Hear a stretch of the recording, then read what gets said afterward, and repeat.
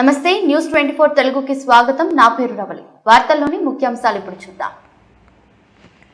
బాపట్ల జిల్లా పంగులూరులో పారిశుద్ధ నిర్వహణపై మండల స్థాయి శిక్షణ కార్యక్రమాన్ని ఐటీసీ బంగారు బాషిత్ సెర్చ్ ఎన్జీఓ ఆధ్వర్యంలో నిర్వహించారు. సంస్థ కోఆర్డినేటర్ శ్రీనివాసరావు మాట్లాడుతూ ప్రతి గ్రామంలో తడి పొడి ప్రమాదకరమైన వ్యర్థాలపై అవగాహన కల్పించారు.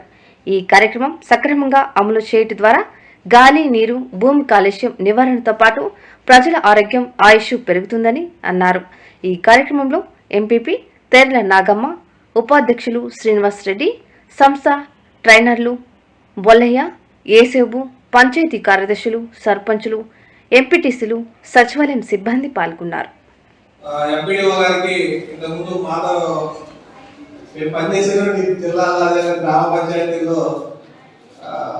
రొంపిచర్ల అదేవిధంగా సావలాపురం ఇందులో ఎంపీడీఓ గారు మాతో కలిసి పనిచేస్తున్నారు. సార్ కూడా ఈ కార్యక్రమం గురించి అదేవిధంగా వాళ్ళ గురించి కూడా మేము చేసేటువంటి కార్యక్రమాల గురించి కూడా బాగా తెలుసు.